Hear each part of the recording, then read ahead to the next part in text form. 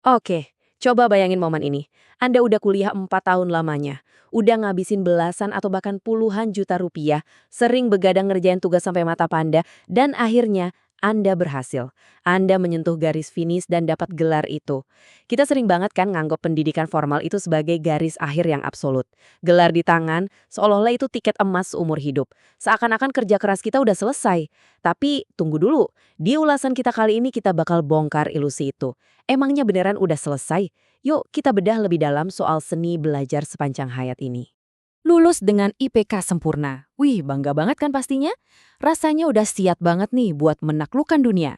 Banyak dari kita ngerasa, gue udah belajar bertahun-tahun, dapat nilai A semua, kapasitas otak gue udah maksimal nih.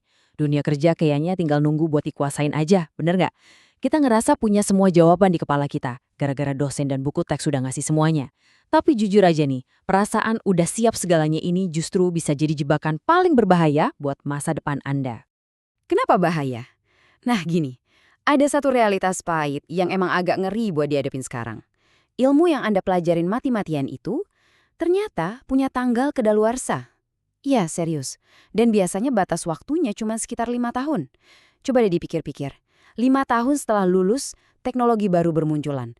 Kerjaannya mungkin udah mulai digantiin sama AI atau kecerdasan buatan. Tiba-tiba aja, ijazah kebanggaan Anda itu ibarat makanan yang jadi basi. Udah nggak relevan lagi.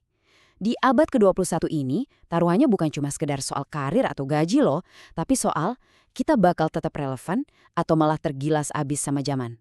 Terus kenapa dong banyak banget orang yang langsung stop belajar abis wisuda? Nah, ini ada kaitannya sama satu fenomena psikologis yang sering banget kejadian, namanya efek Dunning-Kruger. Gampangnya gini, ini tuh kondisi di mana orang yang sebenarnya baru tahu sedikit soal sesuatu, malah ngerasa dirinya paling pintar di satu ruangan. Punya gelar sarjana atau sertifikat mentereng itu sering banget memicu jebakan ini. Bikin kita ngerasa arogan dan berilusi udah tahu semuanya. Akibatnya apa? Secara nggak sadar kita malah nutup pikiran kita rapat-rapat dari informasi atau skill baru. Makanya, di dunia modern sekarang ini, pada dasarnya manusia itu kebelah jadi dua tipe. Di satu sisi, ada si paling tahu alias know it all. Begitu mereka dapat gelar, mereka ngerasa kapasitas otaknya udah penuh. Tapi realitanya, orang-orang tipe ini tuh rapuh banget. Begitu disodorin masalah baru yang nggak ada jawabannya di buku textbook mereka, mereka langsung panik, denial, atau nyalahin keadaan. Nah, di sisi lain, ini pahlawan kita, si selalu ingin belajar atau learn it all. Mereka ini punya growth mindset atau pola pikir yang terus berkembang. Mereka sadar, makin banyak mereka belajar, makin mereka sadar ternyata masih banyak banget yang belum mereka tahu. Buat mereka, otak itu ibarat otot. Kalau nggak dilatih tiap hari pakai informasi baru, ya bakal menyusut. Oke, sekarang jujur deh. Kalau dengar kata belajar, gambar apa sih yang langsung kebayang di kepala Anda? Duduk manis di kelas yang ngebosenin, nulis skripsi berlembar-lembar, atau stres mikirin ujian semester? Kalau bayangannya masih kayak gitu, ya pantas aja bawaannya malas duluan. Kita harus bongkar mitos ini sekarang juga.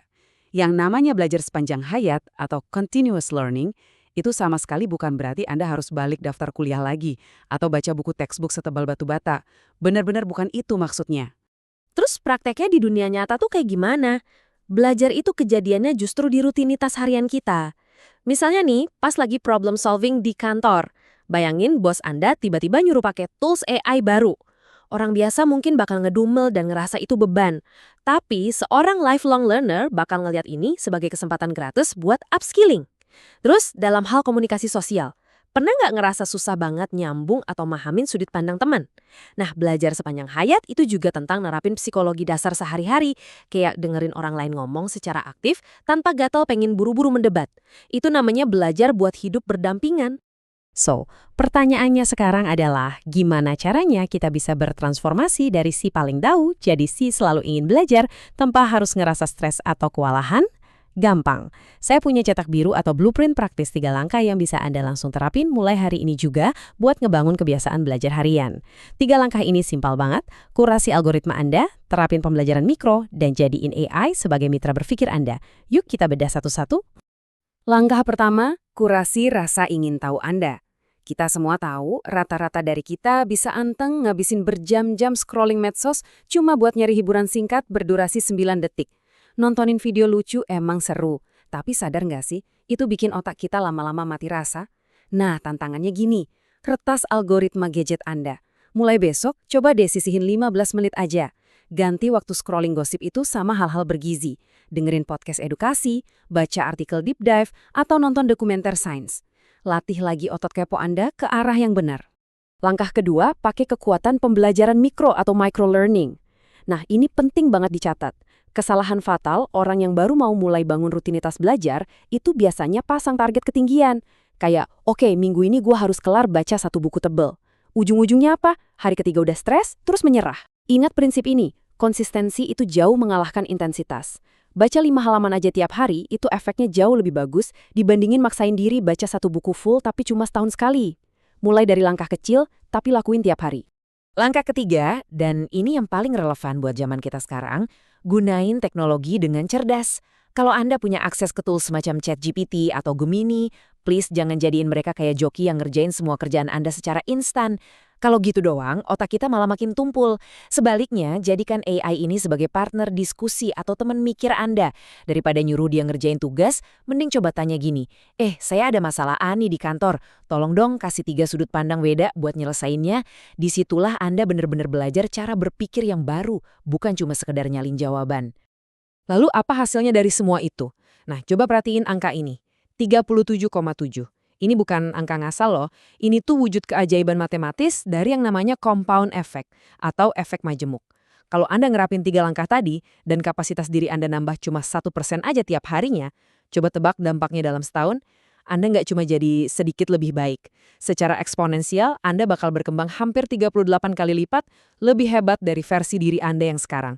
Bayangin aja, 38 kali lipat, cuma modal progres 1% per hari. Gila kan?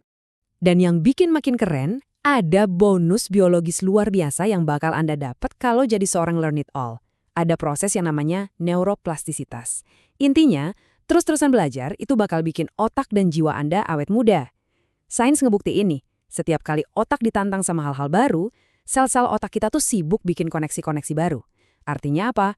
Anda bakal terhindar dari penurunan kognitif atau pikun dini.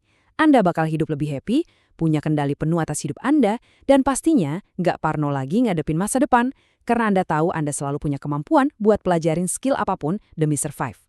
Jadi poin intinya tuh benar-benar jelas ya. Dunia di luar sana itu sama sekali nggak peduli seberapa pinternya Anda di masa lalu. Mereka nggak peduli sama IPK sempurna yang Anda dapetin 5 tahun lalu. Yang dunia peduliin, dan ini yang bakal nentuin kesuksesan Anda ke depan, adalah seberapa cepat Anda bisa belajar, membuang ilmu lama yang udah nggak relevan alias unlearn, dan belajar hal baru lagi hari ini.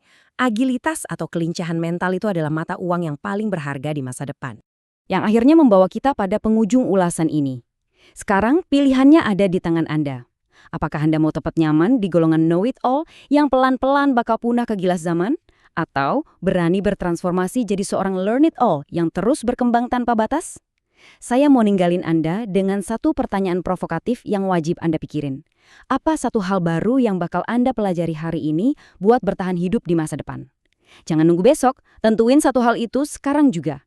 Terapin langkah praktis yang baru aja kita bahas dan mulailah proses level up Anda. Teruslah belajar dan teruslah bertumbuh.